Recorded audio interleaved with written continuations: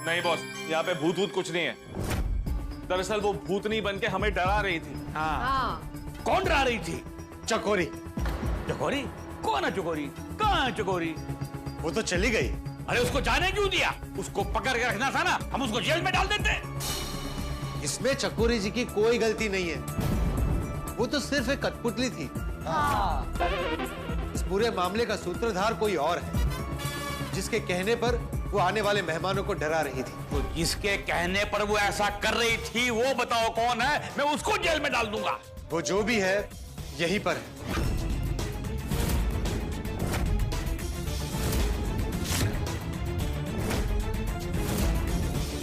ये सब। हेलो दोस्तों, कैसे हैं आप लोग। जैसे कि इस एपिसोड में दिखाया गया था कि चकोरी चुड़ैल का राज सब किसी के सामने आ गया।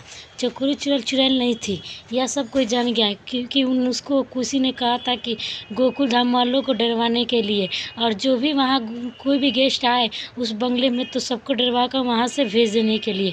यह सब पोपटलाल पहले से भी जानता था, क्योंकि जब पोपटलाल वहाँ से निकल रहा था तो पोपटलाल को एक कपड़े का टैग मिला, जिससे उसे पता चल चुका था कि यह कोई भूतनी नहीं, यह चकोरी है जो कपड़े कीन कर पहनती है। जब ये पोपटलाल को बात पता चला तब चकोरी को राज जानने के लिए भूत बंगले में चला जाता है और चकोरी के पास जाता है। बोलता है कि चकोरी बोलती है कि तुम यहाँ से चले जाओ वरना मैं तुम्हें मार डालूंगी, पर पोपटलाल कहता है मैं यहाँ से नहीं जाऊँगा, भले तुम मुझे मार डालो। यह सब देख कर चकोरी भी हो गई थी कि पोपटलाल क्या मेरे बारे में सच में जान चुका है।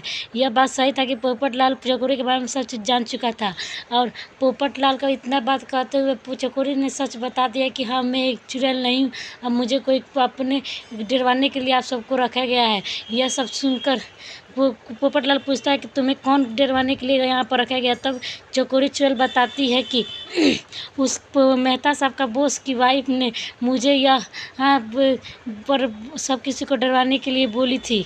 यह सब जब वहाँ पर उसके मेहता साहब का जब वहाँ पर बॉस आते हैं तब पूछते हैं कि कौन है चुड़ैल जो सबको डरवा रही थी।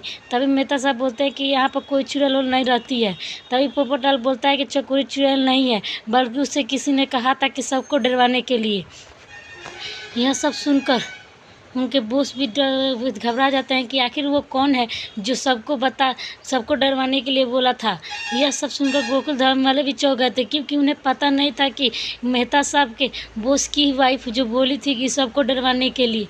जब यह बात जब पोपटलाल बोलता है कि आपकी वाइफ ने ही बोला था कि सबको डरवाने के लिए, जब ये बात उस मेहता साहब के बॉस को पता चला तब वो अपने वाइफ से पूछते हैं कि आखिर तुमने ऐसा क्यों किया तुमने सब किसी को डरवाया क्यों।